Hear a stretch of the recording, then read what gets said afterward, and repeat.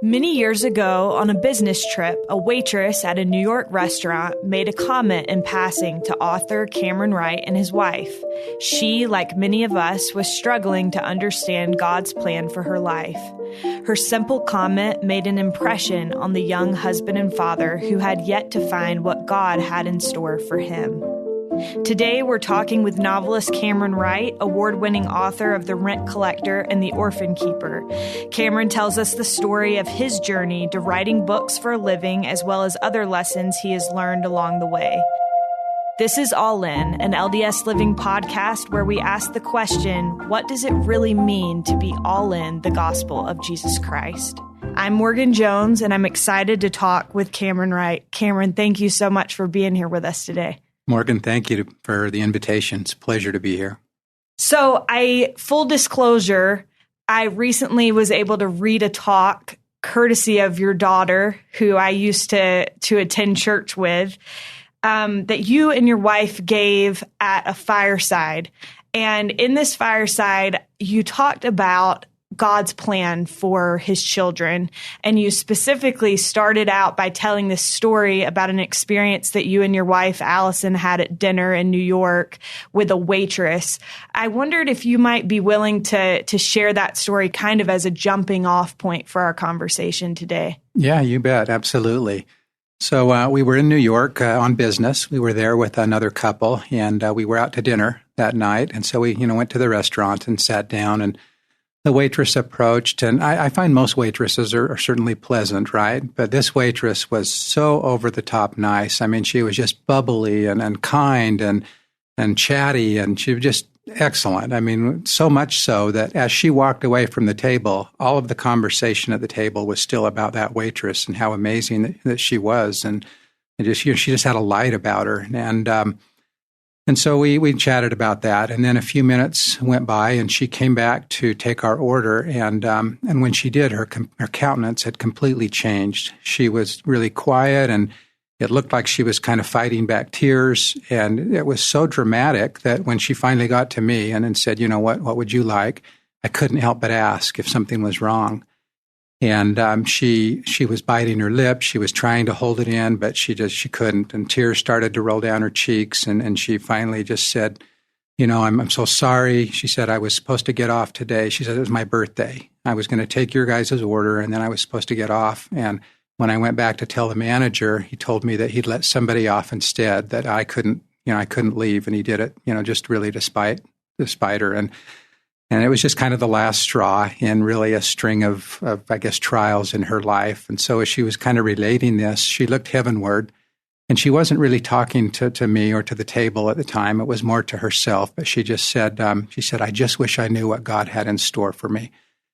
And it was just really this moment that really touched me, because I've also been in that position. And I think, everybody has. We've had these moments where we just think, is God there? Is he listening?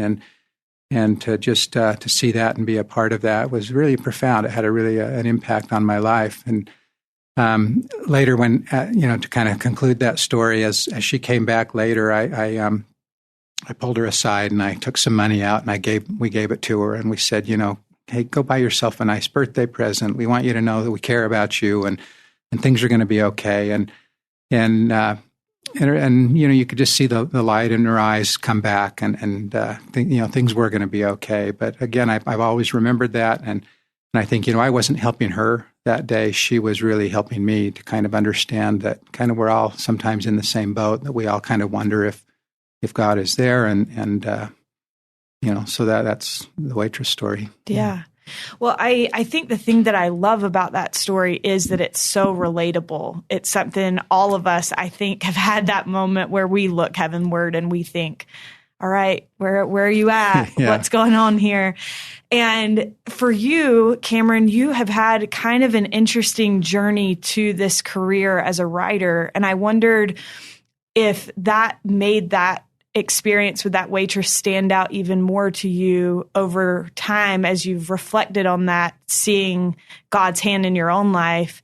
Can you tell us a little bit about your journey to this career as an author? Yeah, sure, absolutely. So I'm not an English major, right? I didn't come up through those ranks. I'm kind of a business guy, and writing for me was really a midlife crisis experience. Now, when I say that, I need to clarify, nothing to do with my wife or family. That was all great. It was a sort of this professional midlife crisis. We had some businesses that we'd sold, and I took some time off to build a home. And as that was kind of winding down, I needed to go do something, right? I mean, I'm kind of the personality. I need to wake up and feel like I'm making a difference in the world. And I was struggling to find that. I thought, well, I'll start another business, but I didn't know what, and you have to have an idea, right? And I didn't know what to do. And so it was just this time in my life where I was just struggling to really feel like I was making a difference, like I was finding my path, and I couldn't find it. I didn't know what to do. I remember telling my wife at the time, if I woke up and I realized I wanted to be a doctor, that would be great. I'd have, 12 years of medical school. Never mind that I faint at the sight of blood, right? That could be overcome if I just knew, if I had a direction. Right. It was getting up and not knowing what to do, what direction to go. I was really struggling. And it was kind of during this time, my wife was in a couple of book clubs, and she'd bring these books home, and I'd pick them up and I'd read them. And I remember telling her, I could write this stuff, and I think she kind of looked at me like, oh, okay, didn't think much about it. And then I had an experience which kind of prompted me to start. I was doing some artwork at the time just to kind of keep busy, and I had a piece in a gallery, and I was out looking for some wood to make some frames with. And I was at an exotic wood store, and this store, it was more of a warehouse, but they had purple wood and black wood and woods from all over the world. And this old man was kind of taking me around, showing me this different wood. And we came to a stack, and I said, oh, what's this? And he's kind of got a little gleam in his eye, and he said, oh, I'm glad you asked. He said, that's actually not exotic wood at all. It's just maple. So there's nothing exotic about it. We carry it because, it's in demand. We sell it, but it's just plain maple. But next to it, I noticed there was a stack of wood that had all these cool black lines through it. It was just beautiful. And I said, oh, what's this? And he kind of smiled, and he nodded, and he said, well, let me tell you. He said, that's actually the exact same type of wood. It's maple. But he said, there's a beetle that will eat into the tree. And he said, if the tree's strong enough, if it survives, then these burrows grow into these, beautiful black lines, which make the wood rare and beautiful and more valuable. And I remember thinking, that is such a cool analogy on life, right? That if we can withstand the adversity, then we become more rare, more beautiful, more valuable. And so I went home that night really with the intention of just writing that down, thinking, I don't know, I'll use it in a Sunday school lesson sometime or who knows. Tuck that away. Yeah, but I'll write it down. I'll use it somewhere. And so again, this is sort of in the midst of all this. What am I going to do with my life? And I sat down and I started to type, and I thought, hey, this might not be a bad first chapter for a manuscript.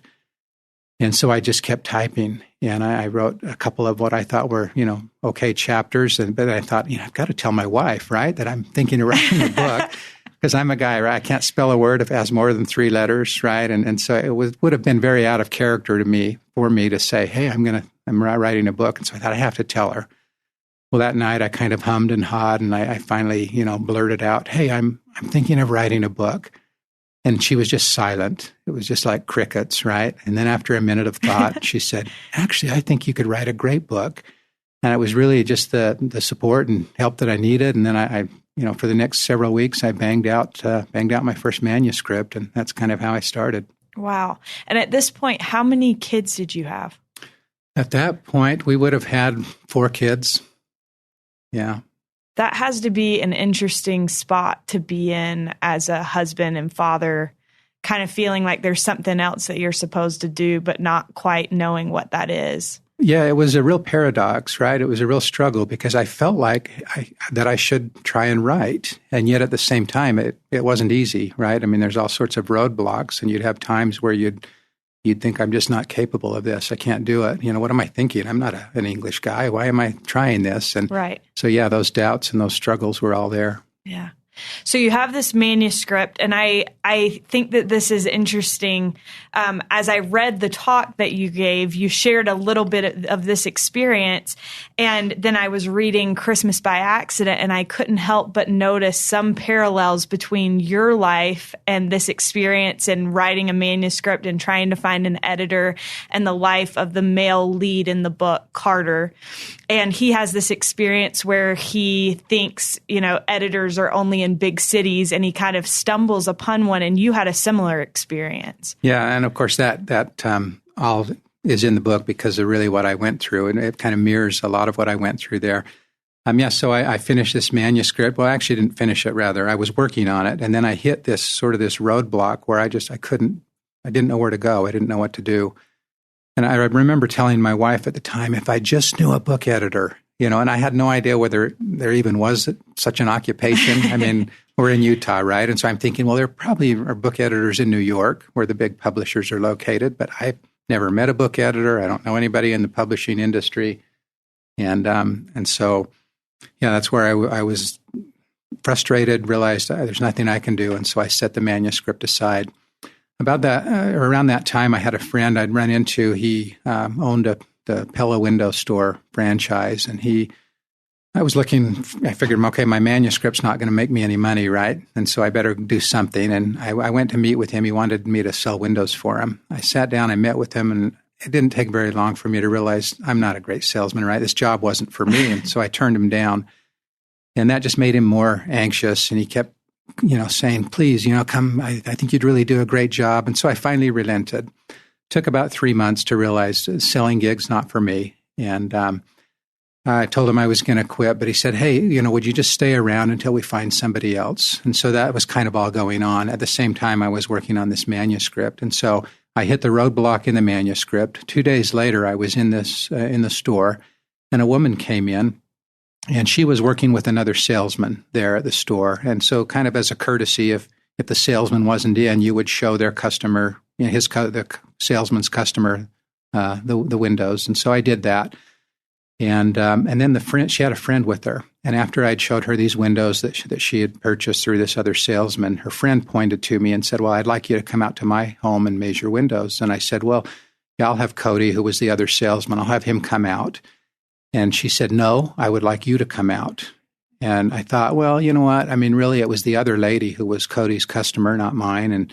And so, yeah, okay, fine. Whatever, I'll go measure the windows. And so I told her I'd come out. Well, that night I got a call from Cody, and he was livid, right? He thought I was stealing his customers.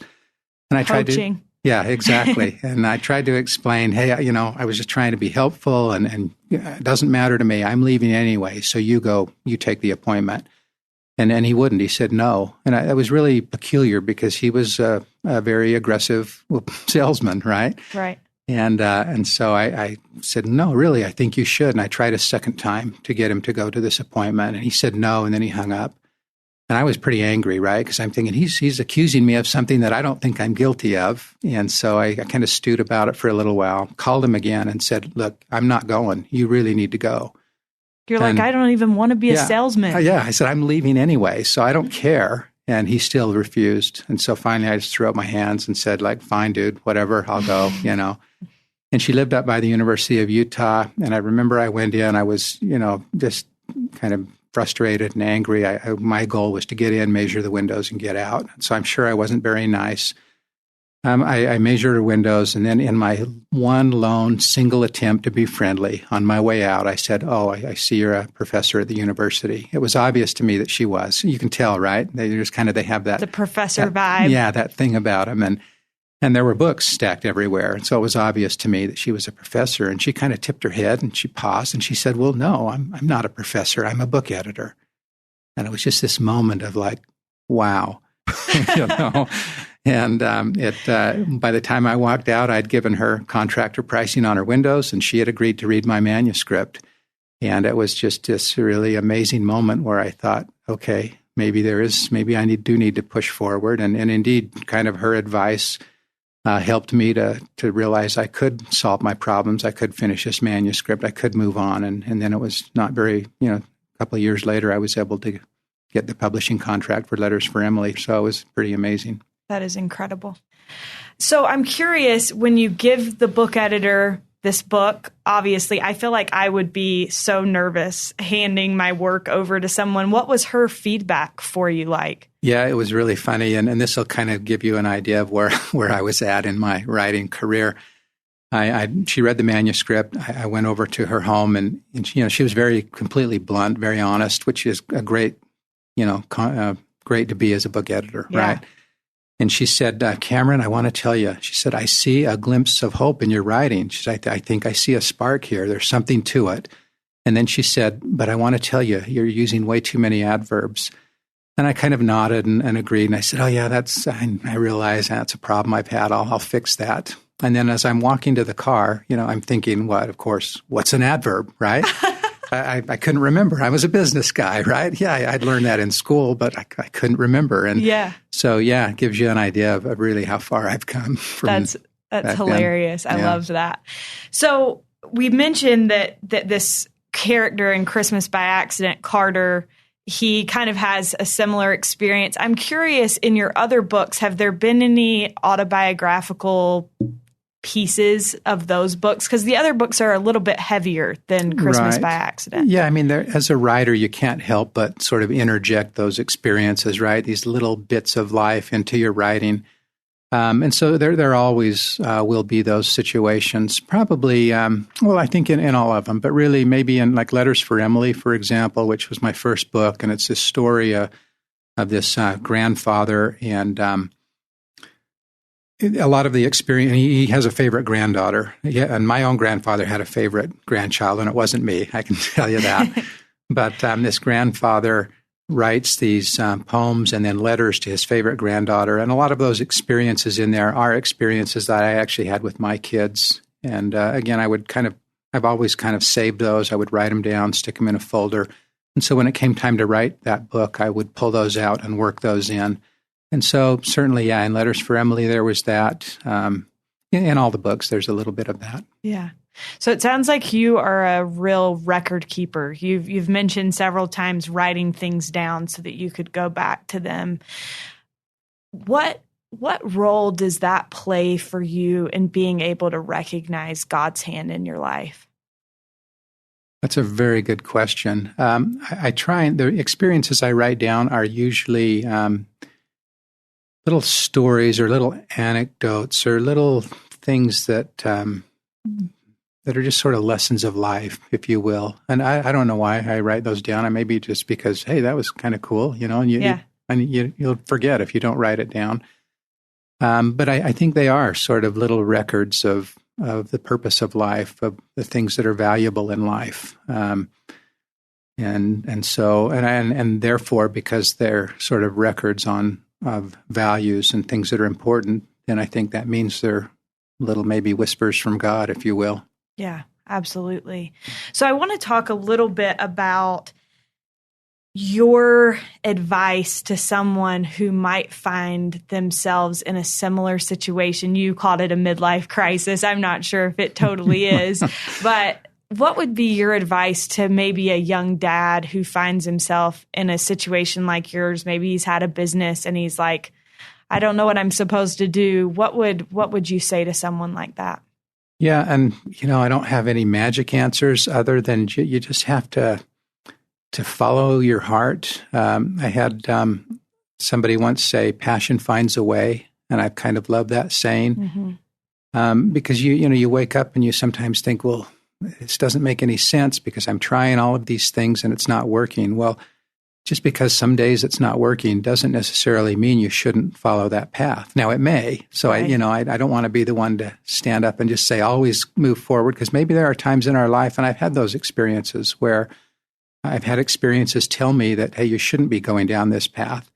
And so you have to kind of, make your own judgment, do your best, but you just have to keep working at it and keep trying, because even the things that you're supposed to do are never easy, right? Yeah. I mean, look at any of the accounts in the scriptures, right? Nothing was easy for any of them. And so life does take a lot of effort. And that was one of the lessons that I loved from the Orphan Keeper. Taja's story is this story of amazing miracles, coincidences, if you want to call them that are really unbelievable.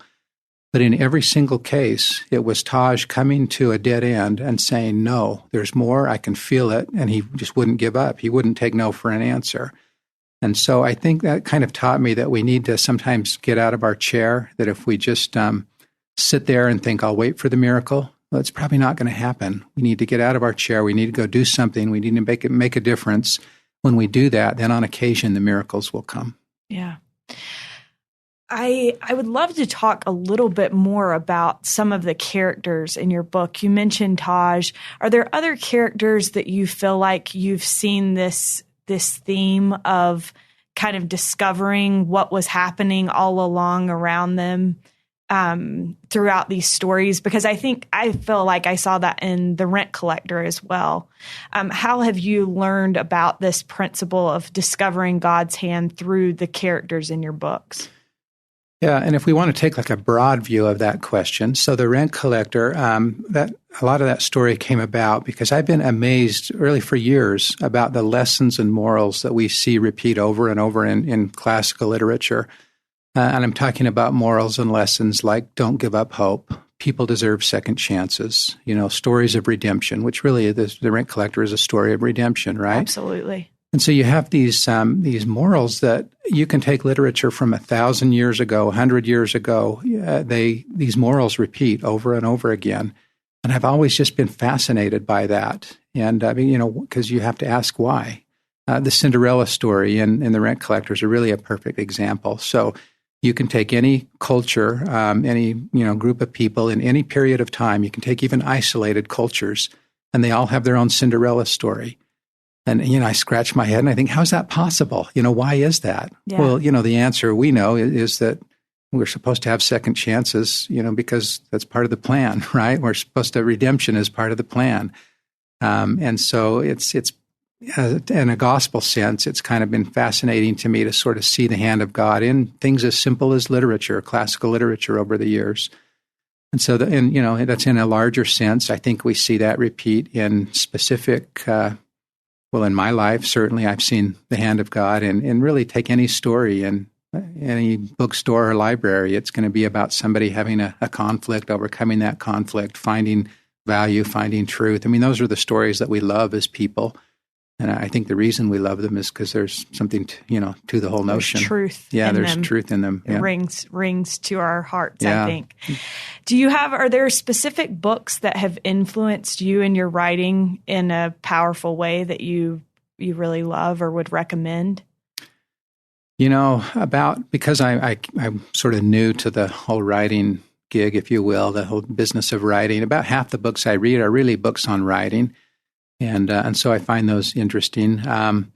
Other than that, I read a wide variety of authors. It really kind of depends on maybe the story I'm writing, what I need to focus on. If I'm going to write descriptions, and Anthony Doerr writes amazing descriptions. If I'm going to write dialogue, then, Nick Hornby is pretty amazing at dialogue. And so you try and look for people who, in the craft, who really write amazing stories, amazing work, and see how they're doing it, and then try and do something similar.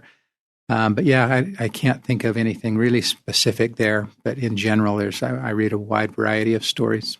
I'm fascinated by that concept of trying to pull out these different aspects of writing from different authors. I think that that's amazing. One thing I've noticed as we've talked, you've mentioned your wife several times. You've mentioned, my wife probably thought I was crazy, or my wife, gave me this bit of encouragement that I needed right when I needed it most. And I think that is a powerful thought. It's something I think everybody needs, someone that believes in them. What has that meant to you to have your wife's support? Yeah, I wouldn't have been able to write, to start, the first book really without it. I don't think I would have had maybe that confidence that, okay, maybe I can do this. And logistically, right, it would have been really difficult to try and pull that off without her agreeing. And so it's been very valuable. At the same time, I think, man, what was she thinking? I didn't know what I was doing. And so I do question her judgment, I suggest. But no, it's been, we have a great relationship, and that's been really amazing. I love that.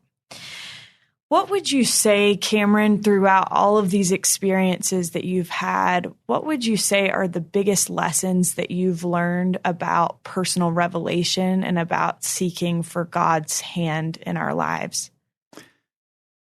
I think that we sometimes want the thunder, right, and the lightning and the angel to come down, and that doesn't happen to me.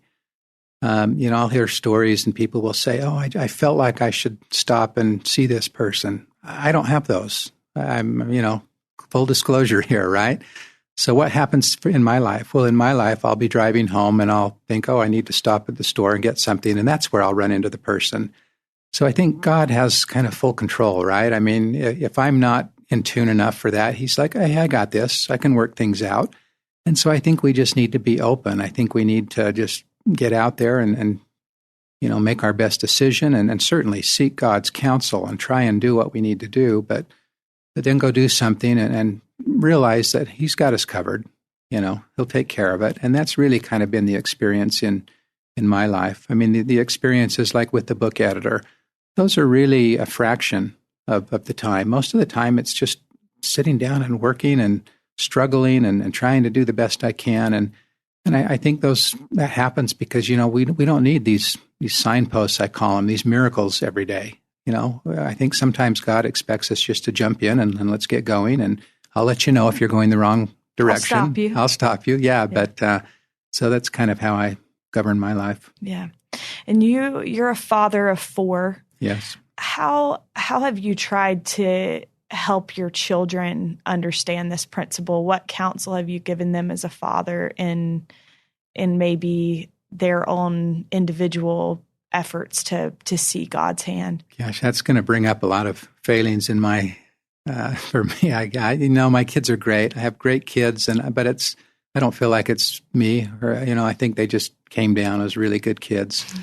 And so it's been fun to watch them. They have ambition. They're trying to make a difference, and we certainly encourage them. I mean, we certainly try and think through the choices and be good parents. But also, we are pretty independent parents. We kind of gave our kids a really long leash, and that seemed to serve them well. Doesn't mean that all parents should do that. I'm not suggesting that. But, again, it's just do your best, right? How else do you do it? I don't know. Yeah. Nobody sent me the parenting manual, so. I guess Heavenly Father gave us a fairly long leash as well. I think that's an excellent thought, yeah. My last question for you is a question that I think is really the whole idea behind this podcast, which is this concept of being all in. And I think that means different things to different people. But for you, Camron, what does it mean to be all in the gospel of Jesus Christ? Yeah, my first reaction, and I think maybe perhaps that of many, is to say that, being all in means that we should be strong and valiant and committed to the gospel. And I think perhaps it does. It means that. But the problem, at least for me, is that, I stumble. I make mistakes. I have days where I'm not strong. I'm not valiant. I'm not as committed as I should be. And, I may even start to wonder if God's too busy for me, if he's really listening. And in fact, one of my favorite movie lines is in the film Return to Me. And it's this moment where an exasperated Minnie Driver, she looks heavenward and she declares, "What was God thinking?" And, I have those moments all the time, right? And I think it's okay. I mean, I can be human. I can still make mistakes. And yet I can be all in if at the end of the day I know where to look for redemption from those failings. I think if I remember to keep Christ at the center of my life in all that I do, if I try and cultivate a love for others that's even if it's just a fraction of the love he has for me, then, yeah, I may not be all in, but I can certainly feel the sun on my face, and I think I'm inching in the right direction. And I think for me, that's what it represents to be all in. I really appreciate that. I think that sometimes we don't give ourselves enough credit for the little victories that we have along the way. And we also sometimes, I think, don't give God enough credit for the little manifestations of his hand in our lives. And so, Camron, thank you so much for sharing your experience with us here today. I think that it's something that all of us have felt, those moments of being like, all right, what am I doing? And hopefully by hearing your experience, others will have a little glimmer of hope for themselves that maybe they're not so far off track. So thank you. I hope so. And thank you for having me. It's been a real pleasure. Thank you to Camron Wright for joining us and to you for listening. We hope you enjoyed this podcast. Look for Cameron's newest book, Christmas by Accident, available now at Deseret Book.